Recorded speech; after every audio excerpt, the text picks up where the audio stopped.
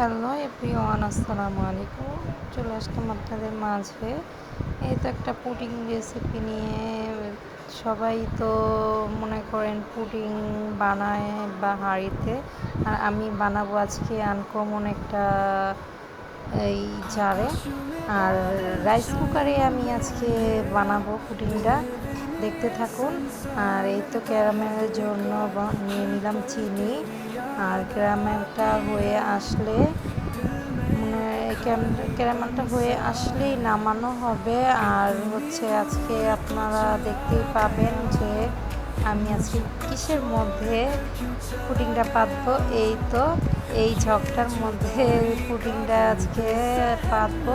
আর সবাই তো অন্যরকমভাবে বানায় বাটিতে বা ইয়েতে, আমি আজকে ট্রাই করব যে পুডিংটা কাচের জগে বানানোর। তা এই তো ক্যারামেলটা হয়ে এসেছে। এখন ক্যারামেলটা আমি ঢেলে নিব। আর ক্যারামেলটা ঢেলে নেওয়া হয়েছে, আর ওদিক দিয়ে দুধটা জাল হচ্ছে। আর হচ্ছে আপনারা তো সবাই জানেন যে পুডিং সবাই অন্য রকম করে বানায়, আর আমিও আরেক রকম করে বানাতে চাচ্ছিলাম। আর হচ্ছে আমি রাইস কুকারে এটা বানাবো, দেখি হয় কি না। আর খুবই টেনশনে ছিলাম যে হবে কি না হবে না। আর এই তো চিনি মিশিয়ে দিলাম। আর হচ্ছে দুটো ডিম নিয়েছিলাম, এটা মেশানো হয়ে গেলেই ঢেলে দিব পাত্রেতে। আর দুধটা আপনারা ঠান্ডা করে নেবেন ডিম মেশানোর আগে। দুধটা হালকা কুসুম গরম থাকলেও সমস্যা নেই। এই তো ডিমটা ফাটিয়ে নিলাম। আর এই তো ফেটাচ্ছি ডিমটা ফেটে নেওয়া হইলে এই তো মেশানো হয়ে যাবে। আর সবাই আমার যদি ভিডিওটা ভালো লেগে থাকে তাহলে প্লিজ প্লিজ আমার লাইক কমেন্ট আর শেয়ার করবেন ভিডিওটা। আর এই তো এইটা পুডিংয়ের ব্যাটারটা ঢেলে দিলাম, জগে ঢালছি। পুডিং আমার মোট হয়েছে 3-4টা, লাস্টে একটা কাপে হয়েছিল, কিন্তু ওইটা আমি ক্যামেরাতে নিতে পারিনি, ভুলে গিয়েছিলাম। আর এই তো দুধটা ঢালা শেষ। আর এখন আমি চলে যাব এখন রাইস কুকারে বসিয়ে দিতে। এই তো একটা তাওয়াল পেঁচিয়ে নিয়েছিলাম ওখানে, আর পানিটা দিয়ে দিয়েছিলাম, আর ভালোভাবে ঢেকে দিয়েছিলাম। আর মাশাআল্লাহ দেখুন কত সুন্দর একটা পুডিং হয়েছে। ভাবতে পারিনি যে কাঁচের জগের মধ্যে এত সুন্দর একটা পুডিং হবে। আর বাচ্চারাও মাশাআল্লাহ অনায়াসে খেয়ে নিয়েছে। আর আরেকটা কথা, যদি আমার ভিডিও আপনাদের ভালো লেগে থাকে প্লিজ প্লিজ আমার লাইক কমেন্ট আর শেয়ার করবেন আমার ভিডিওটা। আর কমেন্টে আপনারা ভালো কিছু মতামত জানাবেন। Thanks for watching.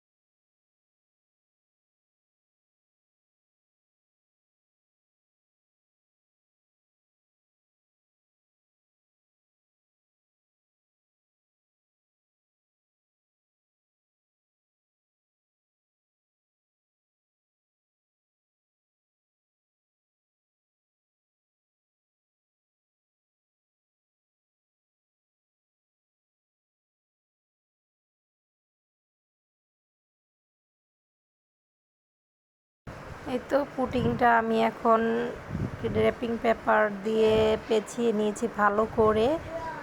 আর এই তো দেখুন রাইস কুকারে একটা তোয়ালি, ছোট একটা তোয়ালি দিয়ে আর পানি দিয়ে ঢেকে দিলাম।